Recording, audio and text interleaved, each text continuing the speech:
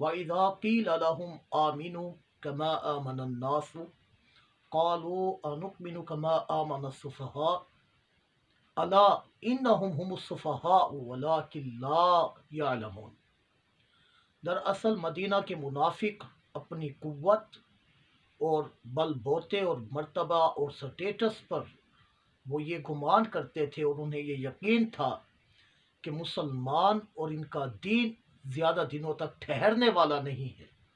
ان کا یہ خیال تھا کہ یہ دین چند دنوں کا مہمان ہے، تو وہ تکبر میں طرح طرح کی باتیں کرتے ہیں، اور جب ان لوگوں نے کوئی بھی مسلمان اسلام میں داخل ہوتا تو وہ اس کو کہتے تھے کہ تیرا دین ہمیشہ رہنے والا نہیں ہے۔ وہ اپنے انجام سے غافل تھے اور تکبر کے اس مرتبے پر پہنچے ہوئے تھے کہ رب کائنات جل شانہ نے جب فرمایا وَإِذَا قِيلَ لَهُمْ، اور جب انہیں کہا گیا آمینوا کما آمن الناس، تم ایمان لے آؤ اس طرح کہ جیسے اور لوگ ایمان لے آئے، تو وہ لوگ جو تھے کہتے ہم ایمان نہیں لائیں گے، یا ایمان تو لائیں گے لیکن ظاہری زبان کے ساتھ لائیں گے، دل سے اس کی تصدیق نہیں کریں گے۔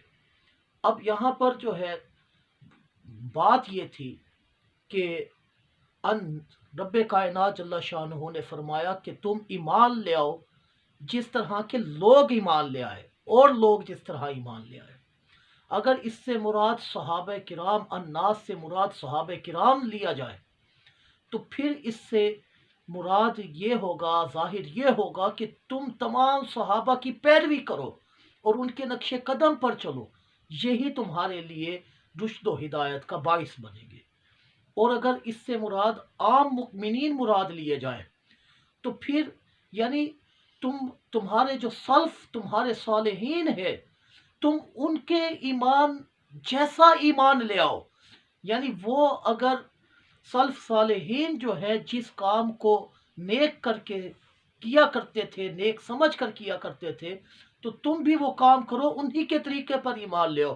آج کے دور میں مثلا ہمارے سلف صالحین 12ویں شریف منایا کرتے تھے، جلوس میلاد منایا کرتے تھے، عید میلاد النبی منایا کرتے تھے، 11ویں شریف کے ختم دلایا کرتے تھے، تو گویا کہ تم اسی طرح کا ایمان لے آؤ جیسے وہ لے آئے۔ بہرحال اصل معاملہ جو تھا وہ یہ ہے کہ رب کائنات نے فرمایا کہ میرے پیاروں کے طریقوں پر چلو اور ان جیسا ایمان لے آؤ۔ اس پر قالو، وہ بولے انؤمن کما آمن السفہاء، کیا ہم ایسوں پر ایمان لے آئے کہ جو بے وقوف ہیں؟ ہم بے وقوفوں جیسا ایمان نہیں لائیں گے۔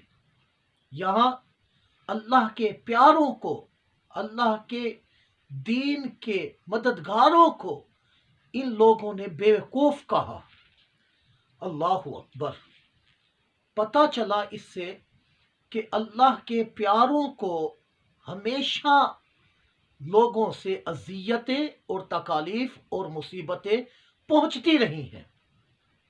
آج بھی جو ہے اس طرح کے لوگ موجود ہیں کہ جو تمام مسلمانوں کو کافر کہہ دیتے ہیں۔ بعض لوگ تو حضرت علی رضی اللہ تعالی عنہ سے بغض و عناد کے طور پر دین سے ہی خارج ہو جاتے ہیں۔ بعض گروہ ایسا ہے کہ جو خلفائے ثلاثہ یعنی حضرت ابوبکر صدیق، حضرت عمر فاروق اعظم، حضرت عثمان غنی کی خلافت کو نہیں مانتے اور ان کے اوپر طعن و تشنیع کرتے نظر آتے ہیں۔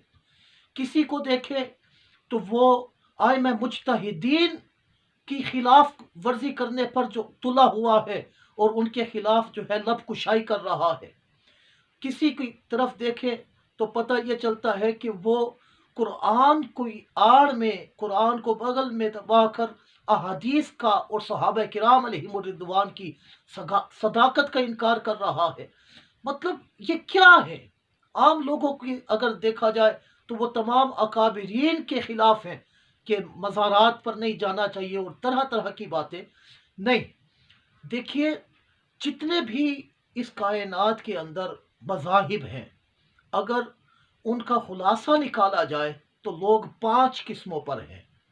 پہلی قسم وہ کہ جنہوں نے اللہ تعالیٰ جل شانہ کی شان میں گستاخی کی اور کمزور بات کی تو گروہ بن گئے۔ دوسرے وہ لوگ کہ جنہوں نے کسی بھی نبی یا بالخصوص حضور نبی کریم علیہ الصلاۃ کی شان اور عظمت کو نہیں پہچانا، لہٰذا ایک گروہ بن گیا۔ تیسرے وہ لوگ کہ جن لوگوں نے صحابہ کرام علیہم الرضوان میں پھوٹ ڈالنے کی کوشش کی اور ان کے اندر جو ہے وہ کمزور باتیں کرنے لگے، تو یہ لوگ ایک الگ فرقہ بن گیا۔ چوتھے وہ لوگ کہ جو اللہ تعالیٰ کے اولیاء کرام علیہم الرضوان کے خلاف جو ہے وہ طرح طرح کی کمزور باتیں کرتے ہیں۔ اور پانچویں وہ کہ جو ان سب پر ایمان لاتے اور سب سے محبت کرتے اور سب کو اللہ تعالیٰ کا برگزیدہ جانتے اور گردانتے ہیں، یہ لوگ جو ہیں یہ حق پر ہیں۔ تو ہمیں انہی لوگوں کے ساتھ رہنا چاہیے، کیونکہ رب کائنات نے اس آیت میں یہی فرمایا ہے کہ تم ان لوگوں جیسا ایمان لے آؤ جو اللہ کے مقبول بندے ہیں۔ تو اس سے یہ بھی پتہ چلا کہ اگر اللہ والوں کو ستایا جائے تو وہ اس پر صبر کرے، یہ ان کا دستور ہے، یہ ہمیشہ سے اس طرح کرتے آئے ہیں۔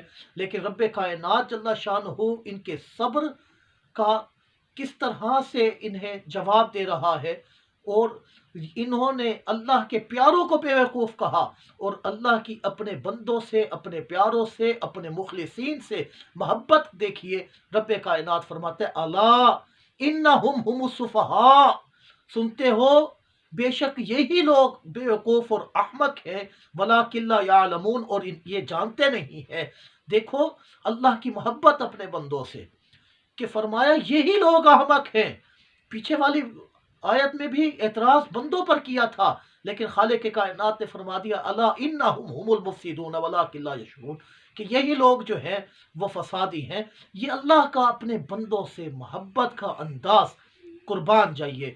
بہرحال کہنا یہ چاہتا ہوں کہ ہمیں خیال کرنا چاہیے، اور جتنے بھی اللہ والے پاکیزہ برگزیدہ بندے ہیں ان کا ادب و احترام لازم پکڑنا چاہیے کہ یہی ایمان ہے، اور اسی کی ترغیب رب کائنات نے سورہ بقرہ کی اس آیت مبارکہ کے اندر ہمیں ارشاد فرمائی۔